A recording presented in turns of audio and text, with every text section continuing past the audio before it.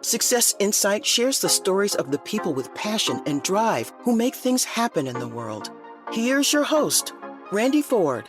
Welcome to the Success Insight podcast. I'm your host today, Randy Ford, and we've got a return guest with us today, but with another guest. So I want to welcome back Deb Terry to the podcast. She's the president and founder of Skillblenders at skillblenders.com. And if you have not had a chance to hear from Deb, we've had two opportunities to talk to her on the podcast. And I would recommend that you go back and listen. That's episode 1005 and 1012. But Deb, first of all, welcome back. Thank you. And for those people who have not yet had a chance to listen to those, just remind us again about what you do and what Skillblenders is. What I do is I work with people and organizations to become more effective in building teams, leading others. And what kinds of organizations do you typically work with? Well, a range of organizations. There's some nonprofits all the way up to large Fortune 200 corporations like Whirlpool Corporation and a few others. Okay. And then I mentioned that you brought a guest today. Why don't you introduce us to the other person joining us today? Sure. I'm really happy to introduce you to Simona Pappalardo.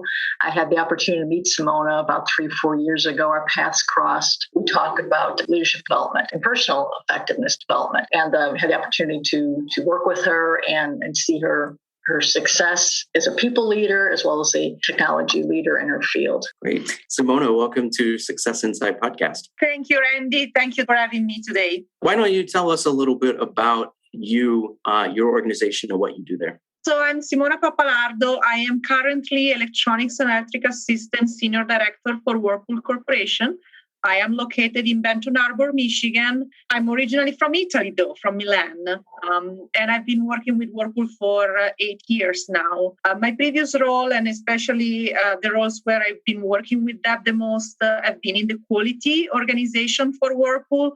And so I have taken roles of increasing responsibility, starting as an individual contributor, taking care of electronics components quality, till I became director for our global electronics quality team. What were some of the challenges that you had that made you think about reaching out to someone like Deb? Well, first of all, as you can imagine, I lead a team of engineers. So typically these are extremely smart people, very detail-oriented, very fact-based, data-driven. And so sometimes helping them develop leadership skills, the soft skills, communication, how to interact better together doesn't come necessarily natural to this type of people. There is no education in engineering school about this kind of soft skill. So when I became the leader of the team, I started wondering what I could do to foster an environment where enhancing leadership skill was a priority for my team and which kind of tools I could give to them. And that's when I met Deb, and it was very, very beneficial for me to bring an expert and a coach in this area to help out developing a strategy related to this. What were the things that you knew about Deb's work that made you think that she might be the right fit to come in? Well, first of all, Deb was one of our trainers in one of our leadership development programs at Whirlpool at that time. So, of course, I was able to interact with her during the class. But especially, I really appreciated her openness and especially the work she did around DISC. Was to me an eye-opener about how different people can approach work with different styles. And I thought that was like such an eye-opener, as I said, and I wanted to share with my team the same learning that I had going through this course that was leading at the time. Deb, one of the things that I love about the work that you do with DISC model, but also all of your other training, is finding the way to help everybody bring their skill sets to the table. So, you need those soft skills and those leadership skills that Simona was just talking about, but celebrating the other skills that everyone is already bringing to the table. So talk about what that experience was like when you first came in and met this team and the kinds of specific challenges that you saw they were facing. I had the opportunity to work 2 different sessions with Simone. One, she had her manager bring me, and it was mainly her peers. And then when she was the director, I came in and worked with the managers and her different engineers on the team. And in both situations, as she talked about the light bulb, proverbial light bulb went off. What I loved is two of her managers came up to me and they said, I love this because it helps me to understand why I had some challenges working with this person. Or, so when she comes to me being a high ID, right, Simona? Yeah. An ID, I'm a C. That's why I feel this way, because I want her to go into more details, and she's not, because this is where she's coming from. So what was great to see, not only the excitement, but over time, hear stories about how not only those two particular people applied it, but several other people that were on her team have applied it to be even more effective, not just in face-to-face communications, but as you heard in her title, she has a global organization, but people working cross regions, cross-cultural.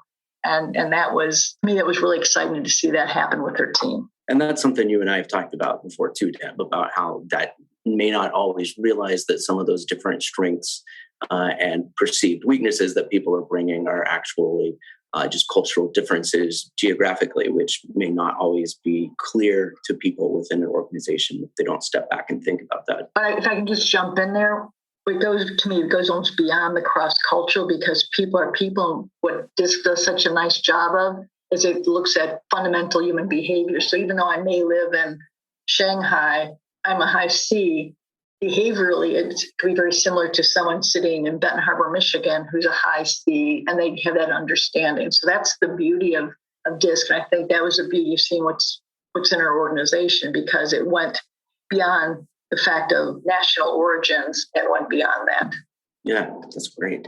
Simona, what was the process like when Deb came in? So it was very interesting because the first time we did this, I was having only my North America team at the time. I was a senior manager. And so Deb came in and we immediately deep dive into some exercise by using the space in the room. So she asked us to go in on one side of the room if we were more action-driven, or if we were more cautious to go on the opposite side of the room, right? So trying to use this space to help us visualize that we might have different approach towards different things. And so this was the first kickoff exercise that we did, as I said, when we were all together. The second time, though, that we did this exercise with a larger team, a global team, I really appreciated the fact that Deb could turn the program a bit upside down, because we did a sort of introduction first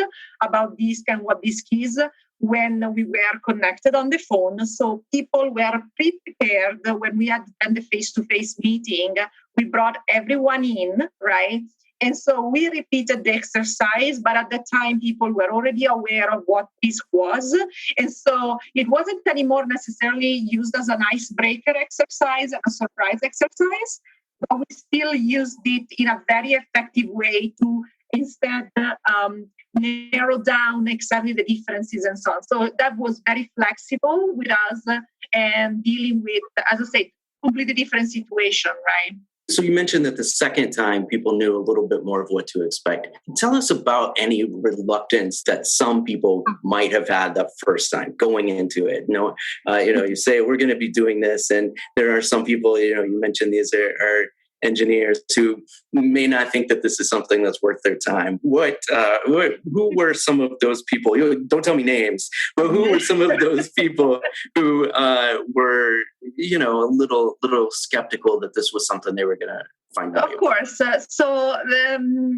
Sometimes in big organization, you can have overwhelmed people sometimes. And so people that at the beginning were like, why are we doing this? What are you trying to tell us? What is not working, right? And instead, on the contrary, the very good news here was that as soon as they stepped into the training, they immediately understood the value of doing something like this. And wants to really be happy with this, right? And they immediately wanted to keep the discussion going. And in fact, we kept working on this even after Deb left during our standard routine reviews and so on. We were revisiting some of the things we learned. And I perfectly remember one of my managers mentioning that this was a sort of a cheat sheet on how to interact with people. He used this terminology, right?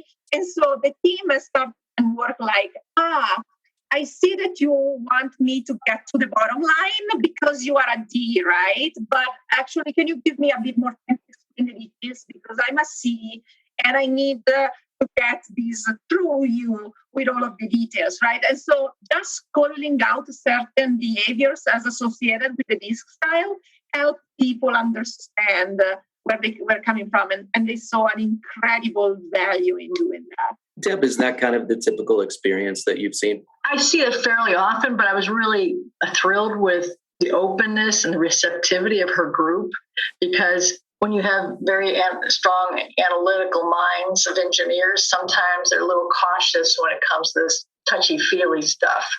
So I was thrilled by the receptiveness of this whole idea. Again, a lot of people will buy in, but you have some people, for example, I've dealt with interior decorators where they just jump into this. It's like, oh, this is great. And most of the time, people do embrace it. But when I come to manufacturing and engineering people, a lot of times there's a little bit of cautiousness just because, again, they tend to be analytical, very fact-based, and say, well, what exactly are these soft skills? But wouldn't you say that that's also a beauty of the DISC model, in that it is analytical? It is an opportunity to not just be touchy-feely, but to see data about what works, what doesn't work, and what each of us is. Most definitely. That's the beauty of it. I mean, there's research behind it. There's a whole model. There's a proven history of it. And it's not something that's just pull out of the air, but there is substance to it and research. And Simona, this is all going to be much more successful, obviously, if you're able to keep that going, and with, I assume, tools that you got from Deb, but also policies and things that you've put in place. What is that process like of coming up with the ways to make sure that this success is not something that people forget over the weekend, but that it sticks?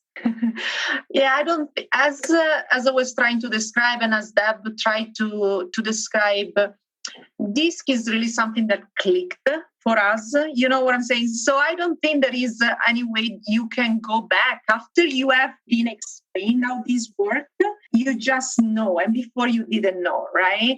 So I don't think that the problem is people will forget, because it clicks. It's very easy and straightforward, and it makes perfect sense, because when you receive your first report of who you are from a DISC perspective, you are like, oh, yes, this is me. Who wrote this? They know me. They spied on me. They didn't know, because it's so perfectly on the spot. It's exactly who you are.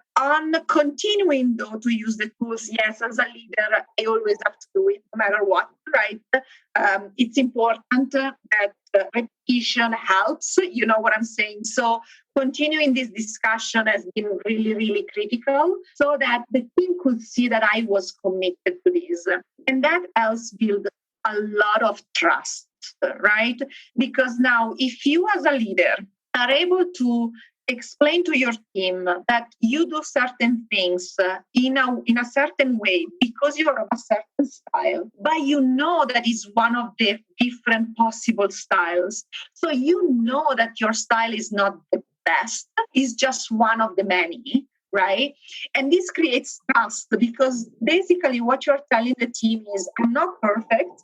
You bring some diversity to the table, and I value your point of view because it's different from mine, right? And so reiterating the DISC conversation helped me reiterate that I want to hear from you, your perspective, your diversity matters, your point of view matters. And that builds an incredible circle of trust. That is what really makes teams be high performing, right? If you don't create that, you don't have the right mindset, you don't have the right environment for people to really reach the highest level of performance. What did you learn about yourself? I've learned that as a leader, it's important to master all of the different styles. There is always one natural style that comes to each and every one of us. But you become a better leader in the moment in which you are fully aware of what your style is, and you understand that in certain situations, other style fit better. Okay. So I can give you one clear example of my current role. I'm an ID. I am decision driven, action driven, go, go, go, never stop. Right. Now I stepped in recently in a new role where first of all, I needed to learn, listen, and I don't know it all, right? I need to listen first and pause for a moment because people have been in these roles for a much longer time than me. And even if, let me say, I'm the boss, in a certain way, they know much better than I do. So, for example, this is my moment to be more supportive and more looking at data before drive actions, right? And so the ability of knowing that my tendency is to go, go, go, recognizing that the situation is think, aim, be careful, understand exactly where other people are coming from, and understanding that this situation drives me to be a bit different from my natural self, let me say, it's very, very powerful. Does it make sense to you, Randy?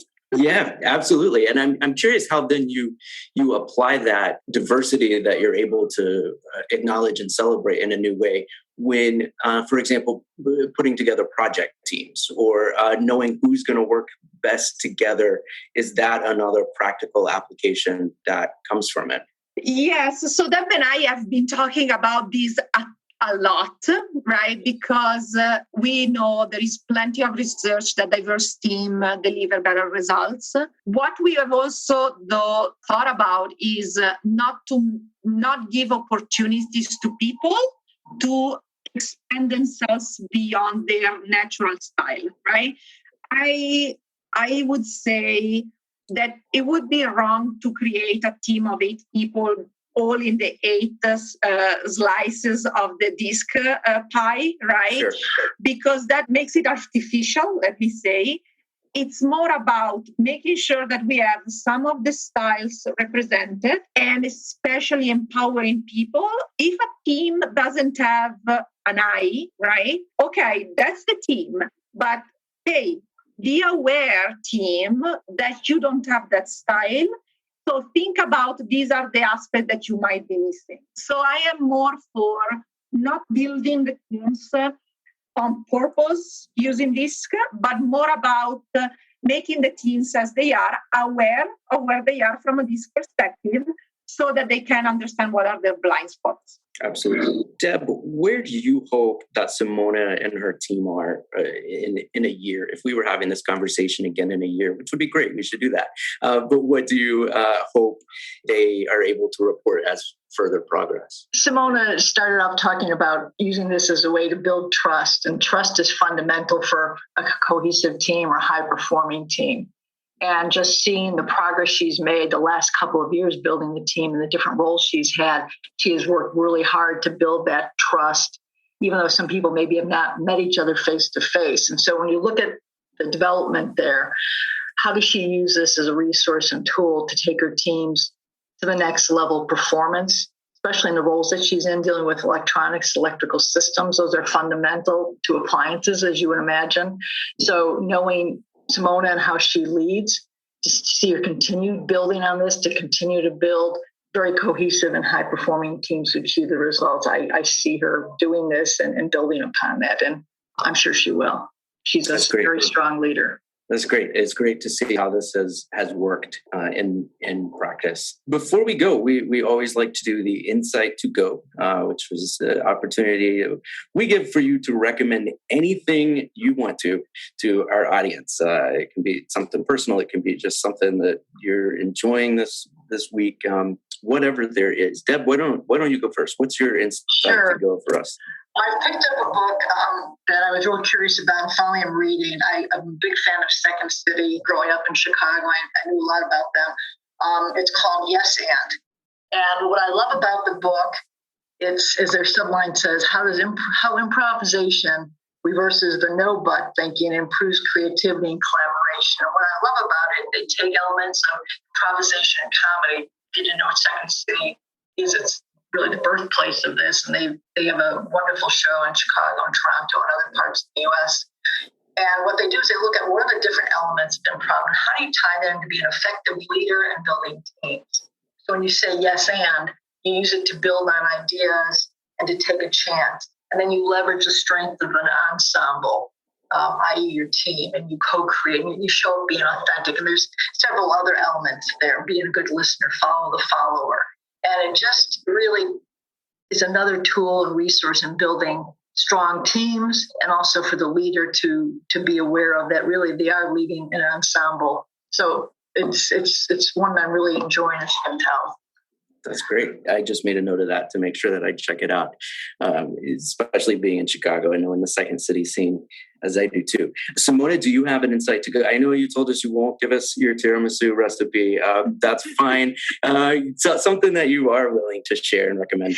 For sure. So I also have a book. It's called A Year of Yes by Shonda Rhimes. So Shonda Rhimes is the executive producer of Grey's Anatomy, one of my favorite TV shows ever. So by nature, I love her. But this book it was really inspirational to me. It talks about how, in the end of the day, leadership, no matter in which industry you work for, no matter what you want to do with your own self, let me say, bottom line, being a leader means own your personal development, and by taking chances, taking risk, and dare to go out of your comfort zone. So it's an extremely nice book to read, really easygoing, and I would suggest it, especially if you're a Grey's Anatomy fan like I do, like I am. That's great. And such positive answers. We have yes and Year of Yes are today's Insight to Go recommendations. Well, I want to thank both of you again for being here today. It's Deb Terry, the president and founder, of course, of Skillblenders, and Simona Pappalardo from Whirlpool, who has also joined us today to talk a little bit about the work that she's done with Deb and Skillblenders. So thank you both for being here. You can find both of them on LinkedIn. Thank you so much. Thank you. For my co-host, Howard Fox, I'm Randy Ford. We will talk to you next time on the Success Insight podcast. Success Insight is a production of Fox Coaching and First Story Strategies. Find us online, successinsightpodcast.com.